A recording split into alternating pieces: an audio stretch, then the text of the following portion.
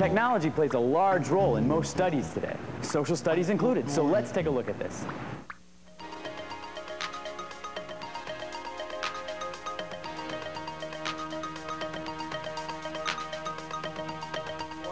Advisor to President John F. Kennedy and became chairman of the Foreign Intelligence Advisory Board in 1963, supervising U.S. espionage operations and playing a crucial role in deciding U.S. military policies in the Vietnam War. Despite financial backing from the U.S., the French lost control of Vietnam in '54.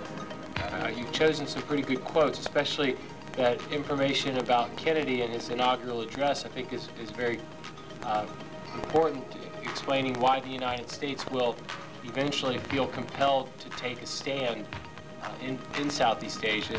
And the domino theory that you pulled up in the PowerPoint presentation was also very important. Let's make that connection there, because if you just provide the quote and don't provide the connection to the theme of what we're studying in your component, then we kind of lose the purpose of the quote. We use technology in our courses here as an authentic and real part of instruction. Any of the tools that you would use in a classroom 10 years ago, we use today, and that includes the internet, PowerPoint presentations, and video. Our students are comfortable with these technologies, so to not use them would be a mistake. We do, however, require our students to use the technology. It's not simply a miracle, it's not simply something fun for them to watch. If we ask them to research a project and they're using the internet, the fact that they can click online is not enough. They have to actually be able to bring real information from those websites and use them in authentic ways in their classes' objectives. So our use of technology is part of the course, and in a very real way, it's what is in the future of education, I think, in all of our classes here at Mandarin High School.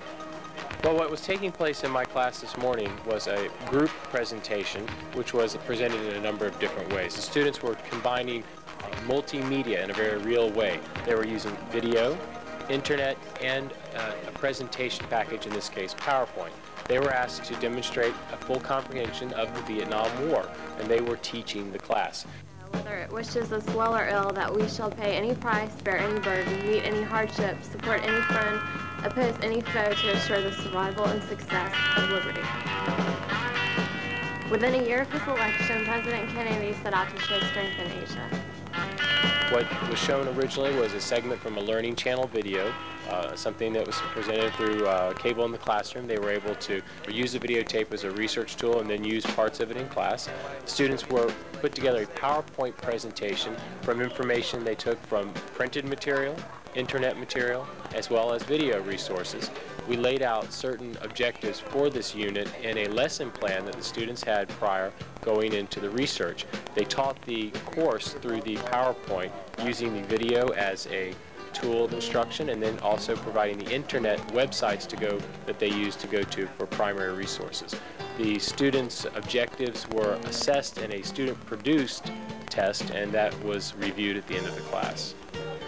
The hardest part of teaching students of social studies is what has been traditionally perceived as the abstract nature of the subject.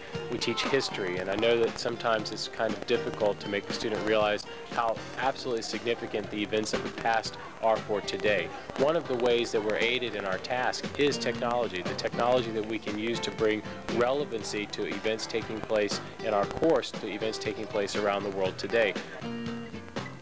If you're using technology and you just walk in and peek in a window and step out, it's very easy to get misconceptions. Just like any method of teaching, sometimes it works very well, sometimes it doesn't work so well. And what you have to do is really go in and scrutinize what has worked well, fine-tune it, and implement it in the future. And I think that our kids are probably better equipped at understanding that than perhaps even some of my peers or colleagues.